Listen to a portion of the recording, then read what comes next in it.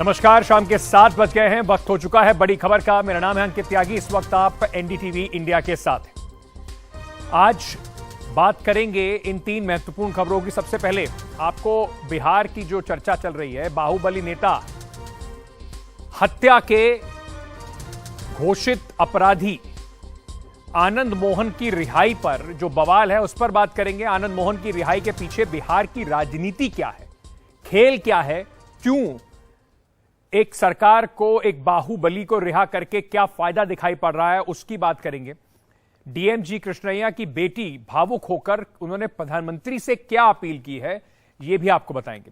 फिर बात करेंगे राजस्थान के कोटा में, जहां पर एक बार फिर से कोटा फैक्ट्री के नाम से जाना जाता है, वहां पर एक दुखद घटना फिर सामने आई। एक 19 वर्षीय लड़की ने खुदकुशी कर ली है, छात्रा।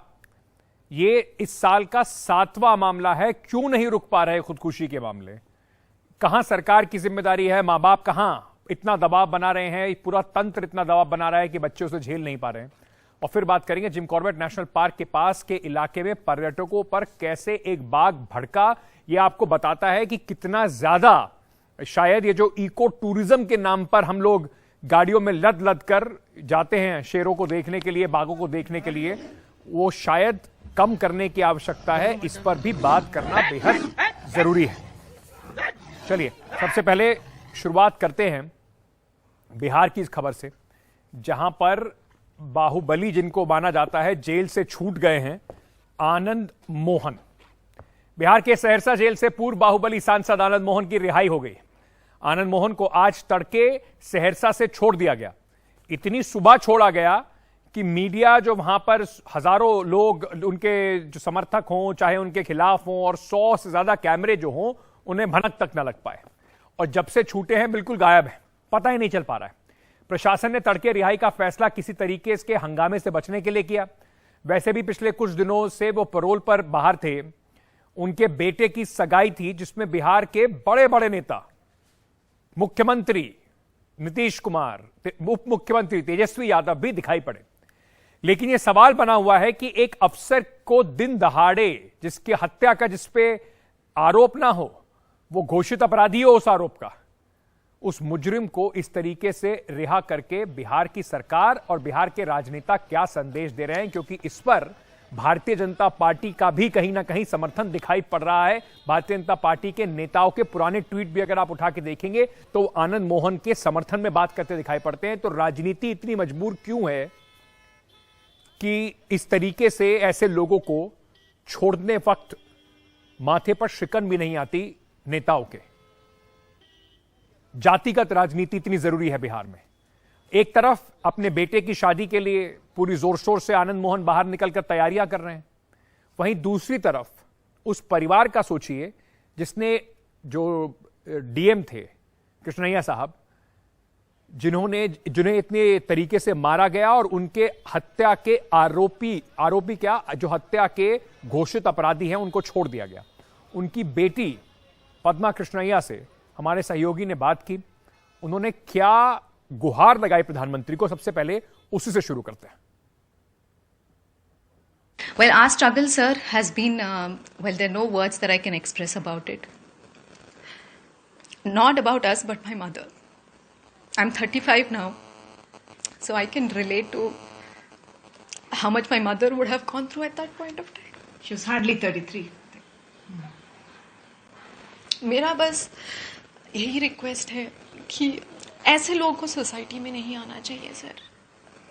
हम बहुत ही ज़्यादा, हमें इतना पावर नहीं है कि हम फाइट कर सकते हैं, मगर हम बस यही चाहते हैं कि आप हमारी बात सुने और ऐसे क्रिमिनल्स को एक ऐसा लॉ लेके आए जहाँ पे ये गैंगस्टर, ये जो माफिया, ये जो चल रहा है, सारे ऑफिसर्स लोग घर से वहाँ घूम सके बिहार में सेफ, या किसी भी स्टेट में। आप रिकंसिडर करें इस सिचुएशन को। और आप एक बार, अगर आपको हमारे पापा जी के बारे में पता नहीं है, तो एक बार बिहार जाके वहाँ के लोगों से मिलना, शायद आपको पता चलेगा कि उन्होंने कितना अच्छा सर्विस किया है। आज भी 29 ईयर्स के बाद अगर लोग इसको लेके लड़ रहे हैं, तो ये हमारे लिए ये रिवॉर्ड नहीं है सर। तो बस मेरी यही विनती है कि आप सोचें इसके बारे में और हमारी तरफ जस्टिस आए। अब सोच के देखिए कि उस बेटी की गुहार है और राजनीति कैसी राजनीति है, कितनी मजबूर राजनीति है कि एक बाहुबली के समर्थन के लिए, उसकी बिरादरी के समर्थन के लिए घुटने टेके मंत्री, मुख्यमंत्री, विपक्ष के दल सारे खड़े दिखाई पड़ते हैं। हमारी सहयोगी तनुश्री पांडे बिहार में आनंद मोहन के बेटे चेतन आनंद से उन्होंने बातचीत की। उन्होंने अपने पिता की रिहाई पर, एक बेटी की आपने गुहार सुनी, अब एक बेटे की बात सुनिए जिसके पिता पर हत्या का आरोप था। 15 साल तक वो जेल में था उस व्यक्ति की हत्या के लिए। वो क्या कह रहा है अपनी खुशी जताते हुए, वो भी सुन लीजिए। एंड एवरीवन नो, सबको पता है कि क्या कहते हैं, मेरे पिताजी निर्दोष होने के बावजूद उन्होंने सजा काटी, लेकिन कोर्ट का जो आदेश था उसको हम लोगों ने बिल्कुल माना, पूरी सजा कंप्लीट की हम लोगों ने। एंड टुडे वी आर मतलब after 16 long years he's out, and it's a very emotional period for the family, and we don't have anything to do. Will you go and meet Krishnaya's wife as well? I was the one who, yeah, Please go ahead. yeah. बात ऐसी है कि ये idea ये विचार मेरे मन में आया था कि हम लोगों ने 15 साल में बहुत कुछ झेला है। एक पिता के बगैर जिंदगी कैसे कटती है हम समझ सकते हैं, और हमारे दर्द तो से उनकी फैमिली के लिए भी हुआ हमारे दर्द से लाख गुना ज्यादा दर्द उनका, ज्यादा दर्द उनको है ना। और इसीलिए हमको एक इंसानियत के नाते इलेक्शन से पहले ये क्या किसी तरीके का राजपूत कम्युनिटी का वोट लाएगा क्या? ये सब हम नहीं जानते, इस सब के बारे में हम नहीं जानते। तो अभी आप यहाँ पे इवेंट हम बस अपने आनंद मोहन जी है कहाँ? सुबह से कोई झलक ही नहीं नजर आई है। बिल्कुल, मेरे शादी के प्रिपरेशन में नहीं तो बट अभी है, बिहार में है। तो ये उनके बेटे थे जो कह रहे थे कि निर्दोष हैं, ऐसी बातें होती आई हैं। और लगातार जो है कानून के ऊपर सवाल उठता रहा है कि भाई जब कानून ने उनको दोषी मान लिया तो फिर मेरे और आपके मानने से कि निर्दोष है नहीं उसका कोई मतलब रह नहीं जाता। वहीं आईएएस एसोसिएशन जो है उसने भी इस रिहाई का विरोध किया है। जो आईएएस एसोसिएशन है उन्होंने कहा है कि कैदियों के वर्ग नियमों के बदलाव करके गोपालगंज के पूर्व जिलाधिकारी स्वर्गीय आईएएस अधिकारी श्री जी कृष्णैया कि नृशंस हत्या के दोषियों को रिहा करने के बिहार सरकार के फैसले को आईएएस संघ जो है वो घोर निराशा उसने व्यक्त की है। सरकारी अफसर के ड्यूटी पर हत्या के आरोप का पुनर्वर्गीकरण करके कम नहीं किया जा सकता, यह न्याय ना देने के बराबर है और न्याय का मखौल उड़ाने जैसा है। हम बिहार सरकार से इस फैसले पर तुरंत पुनर्विचार की अनुरोध करते हैं, पर सरकार पुनर्विचार करने के मूड में है नहीं, क्योंकि मुख्यमंत्री उप मुख्यमंत्री खुद ही कह रहे हैं कि अरे देखिए सजा हो गई, 15 साल निकल गए, अब तो उनको छोड़ दिया गया। बताता हूं आपको कि आनंद मोहन है कौन, क्यों इतने जरूरी हैं कि उनको इस तरीके से छोड़ दिया गया। आनंद मोहन गोपालगंज की डीएम की हत्या के दोषी है, बाहुबली माने जाते हैं।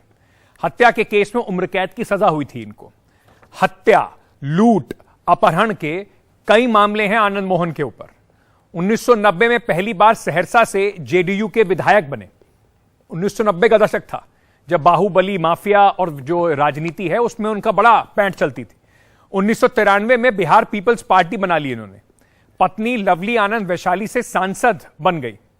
1996, 1998 में शिवहर से 2 बार सांसद रहे, जेल में रहते हुए भी सांसद बने। अब जिनकी इन्होंने हत्या का इनके ऊपर आरोप था, जिनकी हत्या में इन्होंने उम्र कैद की सजा आनंद मोहन को हुई, वो कौन थे? जी कृष्णैया साहब 1985 बैच के आईएएस अधिकारी थे जिनकी 1994 में हत्या कर दी गई थी। आनंद मोहन की अगुवाई में भीड़ ने मुजफ्फरपुर में उन्हें बेरहमी से पीट पीट कर मार डाला। उस समय वो लालू यादव के गृह जिले गोपालगंज के डिस्ट्रिक्ट मजिस्ट्रेट थे। आंध्र प्रदेश के महबूब नगर के भूमिहीन अनुसूचित जाति परिवार में उनका जन्म हुआ था। पिता कुली थे।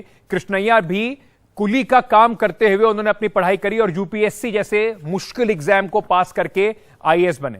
बाद में पत्रकारिता की पढ़ाई की। आईएएस बनने के बाद से पहले क्लर्क भी थे। गरीबों के लिए काम करने से उनके जो सहकर्मी थे उनकी काफी इज्जत करते थे, क्योंकि खुद जिस आदमी ने इतनी गरीबी देखी हो वो अधिकारी गरीबों के लिए काम करने में पीछे नहीं रहता था। उनकी हत्या की गई थी। अब आनंद मोहन की जो रिहाई हुई है वो क्यों हुई है, इसका जरा गणित और थोड़ा खेल समझ लीजिए। बिहार की रिमिशन पॉलिसी यानी कि क्षमा पॉलिसी 1984 में बदलाव किए गए। 2002 में रिमिशन पॉलिसी में बदलाव हुए। बदलाव में 5 श्रेणी के कैदियों की समय पूर्व रिहाई का नियम जो है वो डाला गया। सरकारी अधिकारी की हत्या पर रिहाई ना करने का जो नियम था उसको इन्होंने बदल दिया।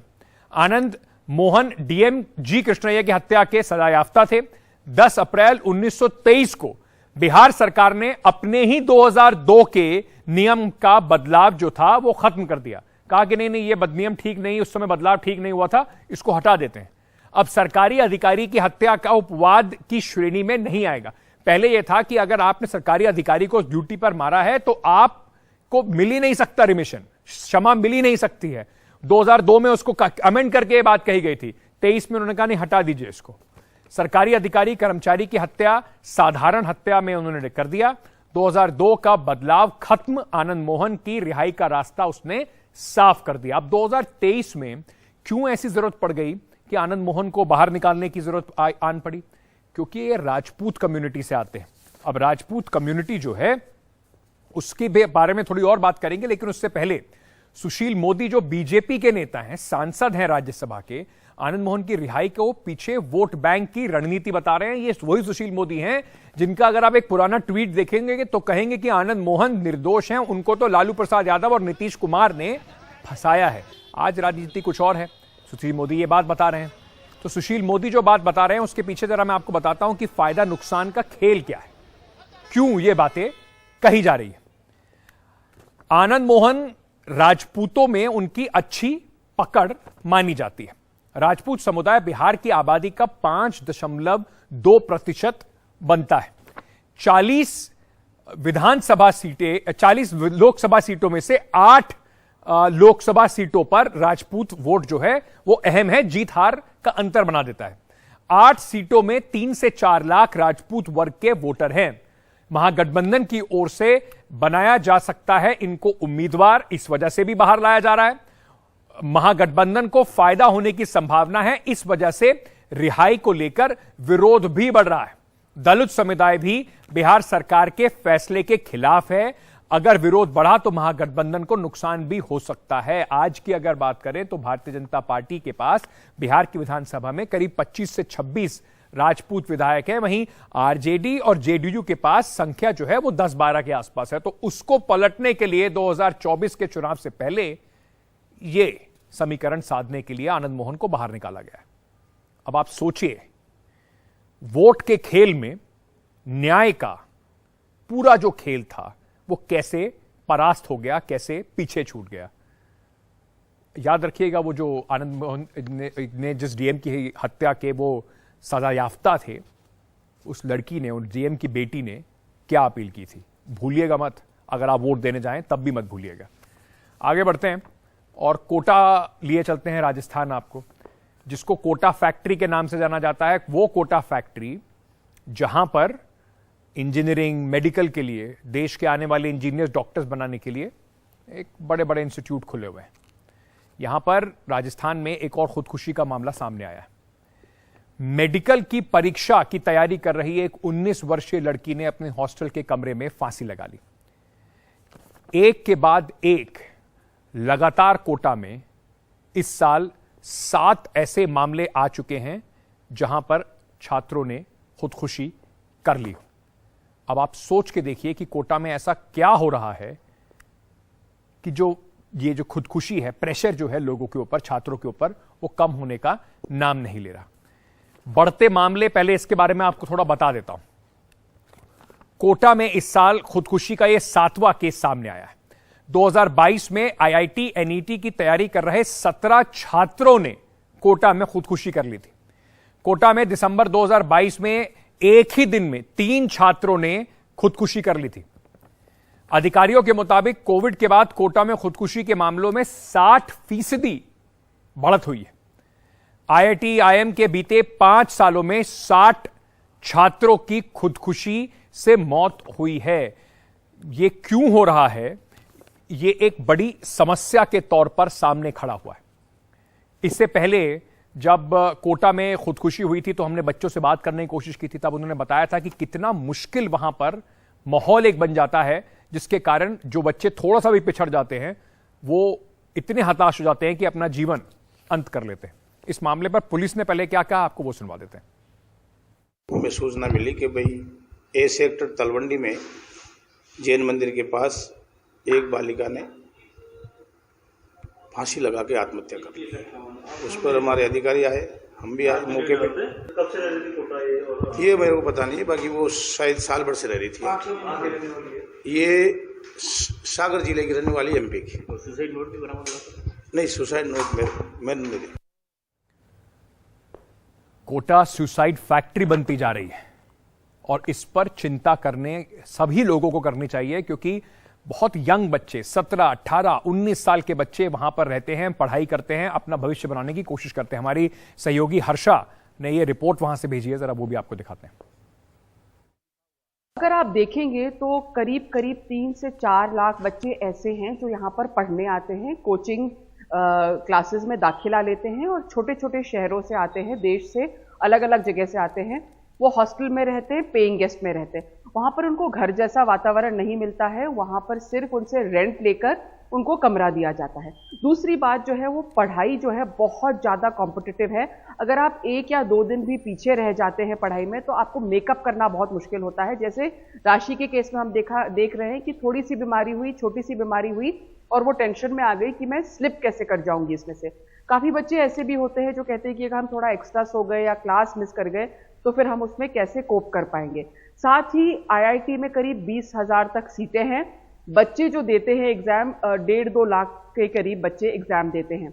लेकिन सिर्फ कोटा की ही बात नहीं है, आईआईटी में दाखिला लेने के बाद भी, आईआईटी आईआईएम्स में भी जब दाखिला हो जाता है तब भी सुसाइड के केस सामने आते हैं। तो जो मेंटल हेल्थ की इश्यूज हैं यंग एडल्ट्स में, टीनेजर्स में, इनको शायद परिवारों को और समाज को गौर से देखना पड़ेगा। कोचिंग की तरफ से फ्री डेज हैं, हॉलीडेज हैं, नो स्टडी डे है, फेट फेस्टिवल फेयर्स है। प्रशासन ने एक बिल भी ला रही है राजस्थान सरकार कोचिंग इंस्टीट्यूट्स को रेगुलराइज करने के लिए। लेकिन आप जब तक मेंटली जो बच्चे के दिमाग में जो टेंशन चल रहा है उसको वहां पर आप मूल जो जड़ की बात है, जो मूल प्रॉब्लम है, उस पर आप जब तक नहीं पहुंचेंगे तब आप कितने ही बिल और कितने ही लेजिस्लेशन ले आए, ये मामला सुलझने वाला नहीं है। आपने खुद ने बताया आंकड़े कितने हो रहे हैं सुसाइड्स, और कोविड के बाद तो इसमें बढ़ोतरी हम देख रहे हैं कि करीब 60% बढ़ोतरी हुई है। इतना जरूरी नहीं है डॉक्टर इंजीनियर बनना कि आपका बच्चा इतना हताश हो जाए कि अपनी जिंदगी को खत्म कर ले। आपको भी अपने बच्चों से बात करनी होगी, समझना होगा और समझाना होगा कि जीवन का अंत एक एग्जामिनेशन से नहीं हो सकता है। चलिए छोटा सा एक ब्रेक ले लेते हैं और ब्रेक के बाद जब वापस आएंगे तो एक बड़े गुस्से में बाघ की आपको कहानी बताएंगे। आजकल लोग फोटो वोटो लेने चले जाते हैं हर जगह पर, टूरिज्म जिसको कहा जाता है, इको टूरिज्म, उसके नुकसान क्या क्या हैं वो भी आपको बताएंगे। छोटे से ब्रेक के बाद वापस आ रहे हैं।